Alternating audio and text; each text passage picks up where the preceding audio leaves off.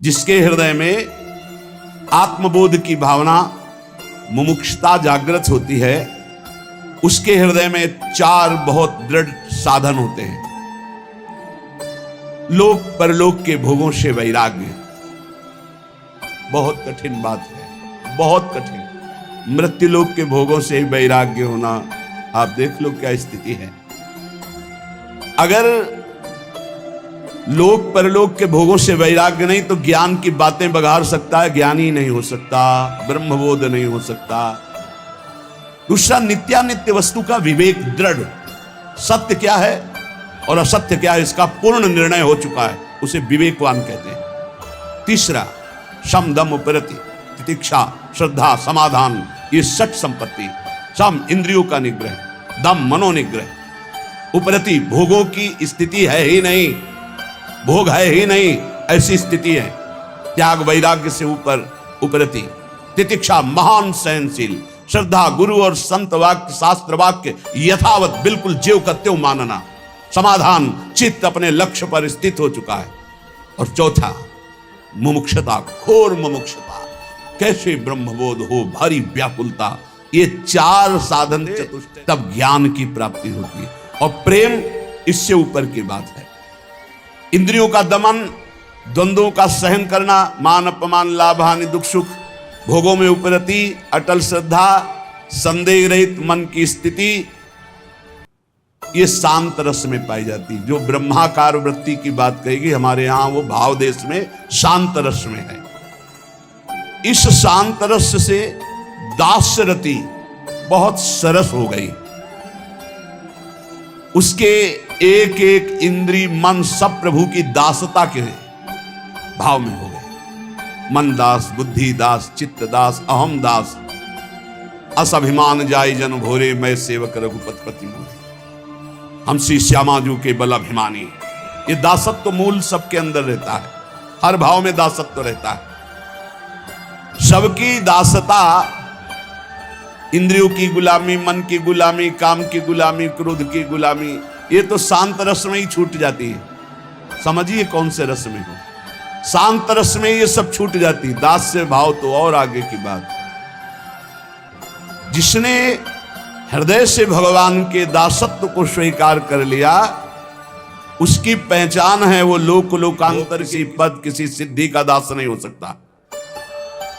जब ये भाव प्रगाढ़ उत्कृष्टतर होता है, तब उसके हृदय में सख्य भाव और गाढ़ वात्सल्य और महामाधुर श्रृंगार रस, गोपी भाव और फिर सहचरी भाव।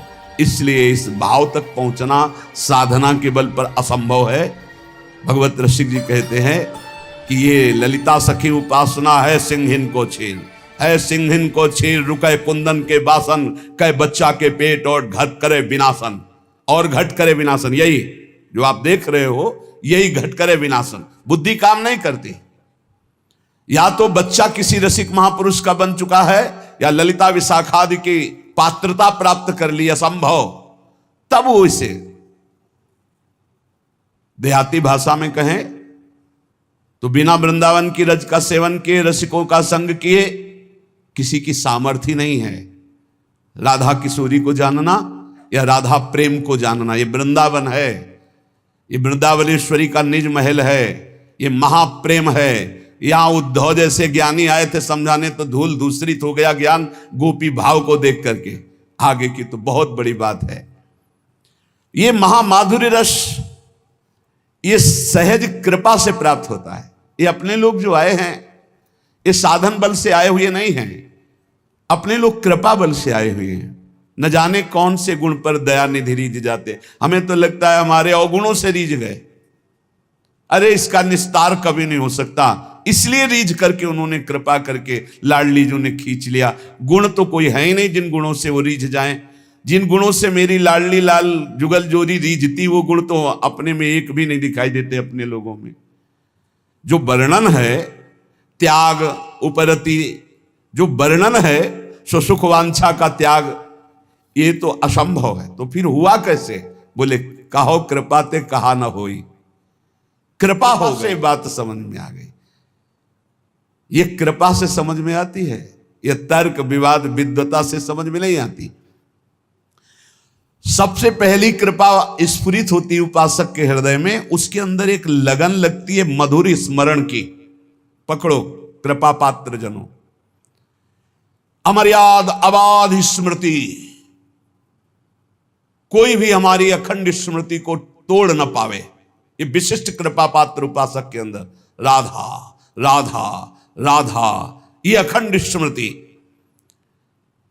जब उपासक इस मधुर स्मृति को पकड़ लेता है तो उसका स्तर ऊंचे उठने लगता है अध्यात्म की धरा पर। हर प्रश्न का उत्तर नाम जप होता है, क्योंकि बिना नाम बल के, अध्यात्म बल के, आपके अंदर जो ज्ञान है उसका आप प्रयोग नहीं कर सकते। जैसे आपके अंदर ज्ञान है कि गलत है, नहीं करना चाहिए, पर आप करोगे क्योंकि आपके अंदर बल नहीं। जैसे आपके अंदर आवश्यकता भगवान की है लेकिन चाहत भोगों की है, इसलिए आवश्यकता की पूर्ति कभी नहीं हो सकती। अगर चाहत मिटा दी जाए तो आवश्यकता तत्काल पूर्ण हो जाएगी। चाहत मिटाना यह ज्ञान बल से होता है। यह ज्ञान बल अध्यात्म बल है। अध्यात्म बल श्री हरिवंश नाम बल लहो, अपने मन भाई सब कहो, रहो शरण हरिवंश की। नाम बल हमारे बल श्री वृंदावन रानी, इनका नाम राधा राधा राधा। जो प्रेम मार्ग का पथिक होता है वो किसी भी बंधन से मुक्त होने की प्रार्थना नहीं करता। मेरे ये दोष मिट जाए, मेरे द्वंद्व मिट जाए, मेरा ये दुख मिट जाए, नहीं प्यारे। यदि दोष दुख द्वंद्व देखकर मुस्कुराते हो तो सदैव हमारे पास रहें और आप मुस्कुराते रहो। बस ये चाहो ना सुगति सुमति संपत्ति कछु रिद्धि सिद्धि विपुल बढ़ाई, हेतु रहित अनुराग राम पद बढ़ो अनुदिन अधिकाई। चाहो न सुगति, मेरा कल्याण हो जाए, मुझे नहीं। सुमति, मैं बहुत सुंदर बुद्धि वाला, संपत्ति, मेरी रिद्धियां सिद्धियां विपुल बढ़ाई, प्रतिष्ठा नहीं। गोस्वामी तुलसीदास जी कहते प्रेमी जो प्रेम मार्ग का पथिक होता है, आराध्य देव में प्रतिपल प्रेम बढ़ता रहे, बस मुझे और कोई सुगति सुमति संपत्ति रिद्धि सिद्धि प्रतिष्ठा मान बढ़ाई नहीं चाहिए प्रभु, नहीं चाहिए। सालोक्य सारिष्ट सामीप्य सारूप्यैकत्व मप्युत दीयमानम न गृहणंती बिना मत सेवनम जना। भगवान देते हैं ऐसे भक्त को ये 5 प्रकार के मोक्ष। सर्वेश्वरमय भगवान के समान लोक में निवास करना सालोक्य, भगवान के ऐश्वर्य के समान ऐश्वर्य की प्राप्ति होना सारिष्ट, भगवान के समीप रहने का अधिकार प्राप्त होना सामीप्य, भगवान के समान रूपाकृति प्राप्ति होना सारूप्य, भगवान में एक हो जाना, लीन हो जाना, एकत्व। 5 प्रकार के मोक्ष देने पर भी प्रेमी भक्त इनको स्वीकार नहीं करता। औरों की तो बात जाने दो। भगवत प्रेम छोड़ करके वो न सदगति चाहता, न सन्मति चाहता है, न लौकिक दैविक संपत्ति चाहता है, न रिद्धि सिद्धि चाहता है, न मान बढ़ाई चाहता है। वो यही चाहता है कि आराध्य देव के चरणों में प्रतिदिन अहेतु की अनुराग बढ़ता रहे, क्षण बढ़ता रहे, कभी अंत न हो इस अनुराग का। अर्थ न धर्म न काम रुचि गति न चहो निर्वाण, जन्म जन्म रति राम पद यह वरदान नान। ना अर्थ चाहिए, न धर्म चाहिए, नहीं चाहिए, ना मुझे कामनाओं की पूर्ति चाहिए, न मोक्ष चाहिए। क्या चाहिए? बार बार कर्म के अनुसार जन्म हो, लेकिन अपने आराध्य देव में प्रतिपल प्रेम बढ़ता रहे। ये प्रेमी हृदय जन्म जन्म में मेरी रति मेरे आराध्य देव के चरणों में हो, जन्म से ही मैं उनकी अनुराग वृत्ति धारण करके सदैव उनका लीला गुणगान करता हुआ जन्म व्यतीत करूं।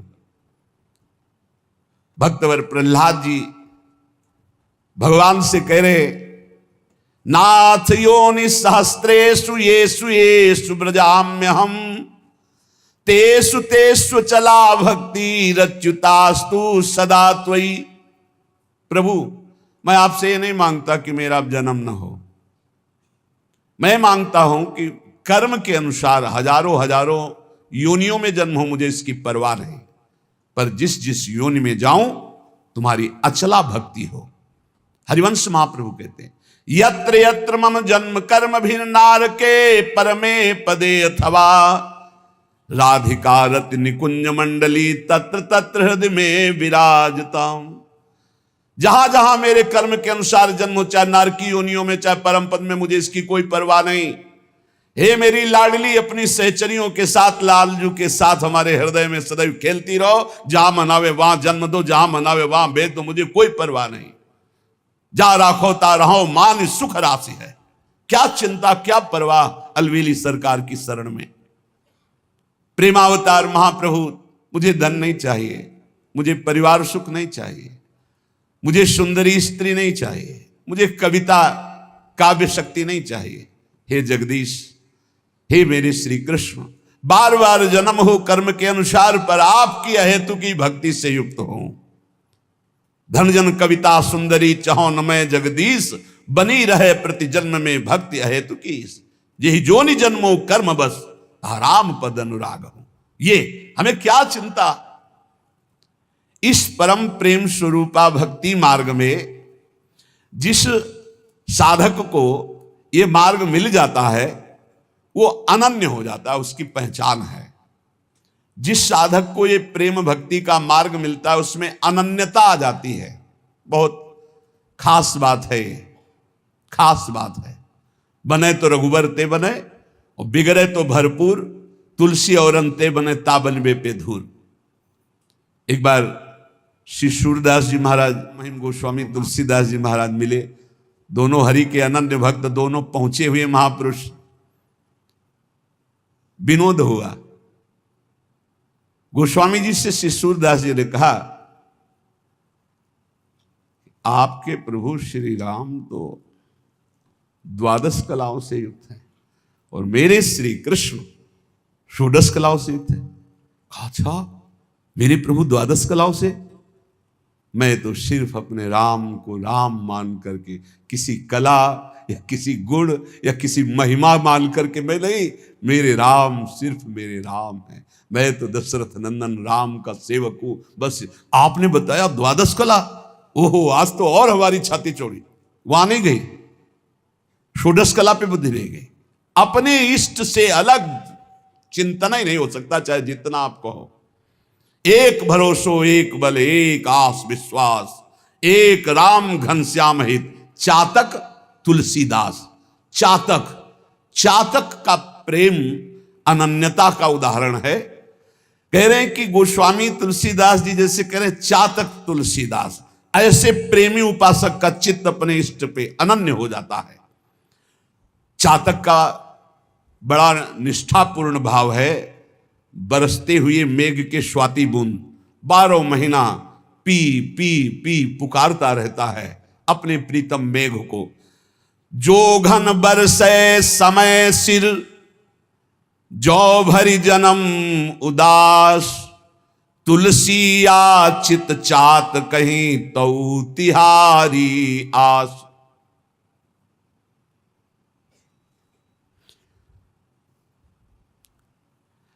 चातक केवल एक मेघ से स्वाति बूंद चाहता है। वो दूसरे की तरफ ताकता नहीं, प्यासा मर जाए दूसरे जल में चोंच नहीं डालेगा। तुलसीदास जी कहते हैं, मेरे प्रभु तुम कृपा की वर्षा करो या ना करो, हम तो चातक है, जीवन भर पी पी पुकारते रहेंगे आपको। यही भक्ति है, यही स्वरूप है, यही निश्चिंतता है, यही बेपरवाही, यही एकांतिक प्रेम है हमारा। एकागी, एकमात्र अपनी तरफ से हम प्रभु से प्रेम करते, वो करे ना करें हमें उनकी परवाह नहीं कि वो हमें प्रेम करते हैं कि नहीं, दुलार करते हैं कि नहीं। तुम चाहे ठीक समय से बरसो, चाहे जीवन भर न बरसो, ये चातक की तरह तुलसी केवल तुम्हारी ही बाट पूरे जीवन जोएगा, तुम्हारी ही आशा करे। ये बात पकड़ो, बस यही है खास बात। हमारे प्रेम मार्ग में खास बात यही है। तुम हमारी तरफ देखो ना देखो, तुम्हारे तो लाखों देखने वाले हैं, लेकिन मेरी दृष्टि तो सिर्फ आप पे ही रहेगी। आपके सिवा मेरा कोई नहीं है। मेरा बस आप पर नहीं है, लेकिन बस मेरे आप हैं। मेरा बस आप पर नहीं है, बस आप मेरे हैं। इस पर आपका भी बस नहीं है। कि आप हमें हटा सके। आप बरसो ना बरसो, आजीवन हम आपकी ही पुकार करते रहेंगे, राधा राधा राधा राधा। आप नरक भेजो, स्वर्ग भेजो, कोई परिणाम की परवाह नहीं। अपने प्यारे मेघ के लिए पी पी पी पुकारता हुआ जीव सूख गई, क्योंकि पानी नहीं दिया। प्यास के मारे सारे शरीर के अंग तापमय होकर सूख गए, लेकिन चातक का प्रेम और निखार ला रहा है।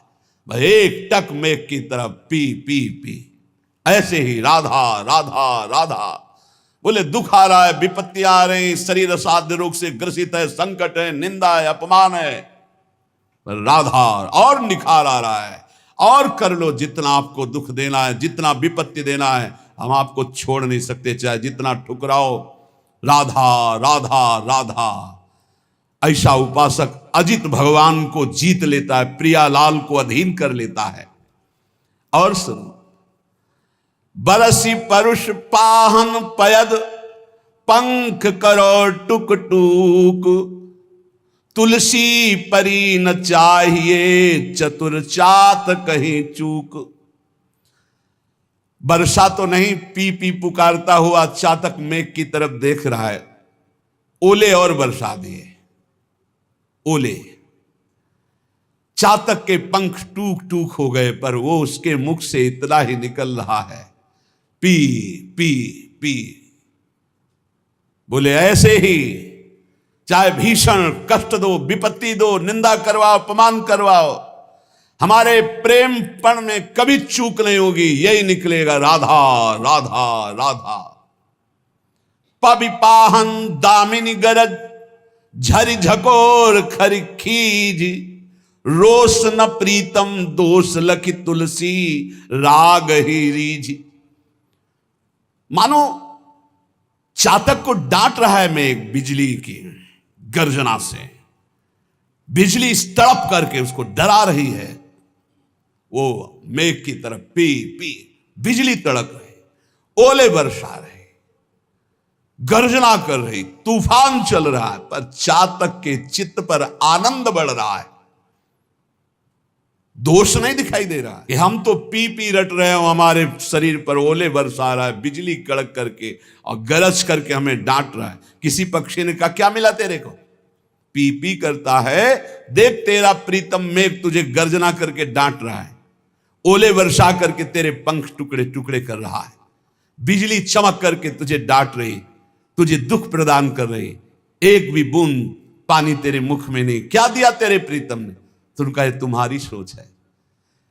ये जो गर्जना है ना, ये मेरे प्रीतम गर्जना करके मानो गुनगान करके मेरे हृदय में आह्लाद पहुंचा रहे हैं। और ये जो ओले है ना, ये प्रीतम का आलिंगन प्राप्त हो रहा है। ये जो बिजली है ना, मेरे प्रीतम मेघ की मुस्कुराहट है, तेरे को दोष दिखाई दे रहा है।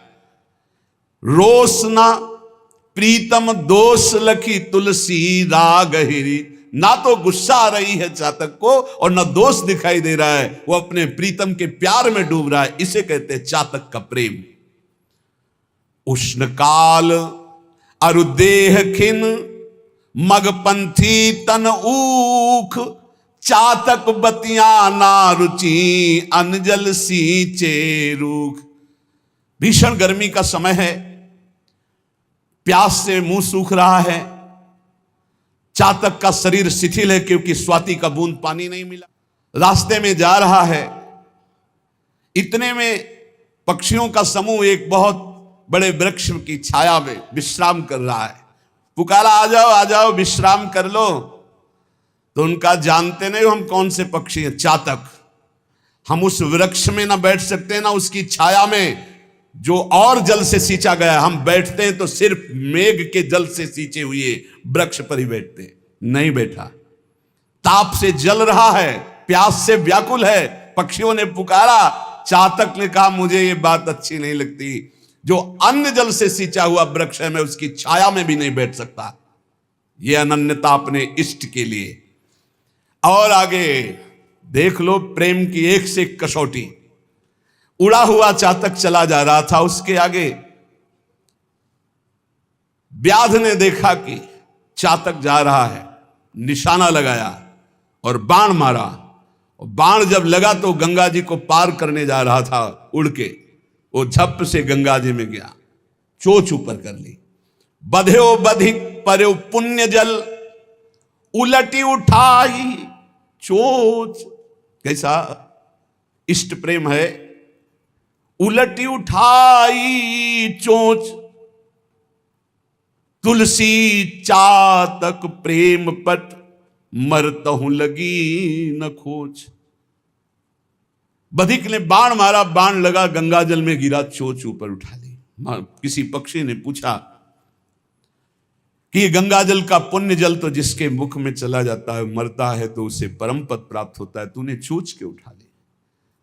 बोले मैं मेघ से प्यार करता हूं, सिर्फ स्वाति बूंद मेघ से बरसाया हुआ लेता हूं, मरते दम कहीं मेरी आन पर, मेरे प्राण पर, मेरे प्रेम पर कलंक न लग जाए, इसलिए चोच उठा ली। मरते दम तक गंगा जी का एक बूंद नहीं जाने दूंगा, और जब मर जाऊंगा तो बात अलग है। जीते जी कभी स्वाति के बूंद के सिवा चातक की चोच में और कोई जल नहीं आ सकता।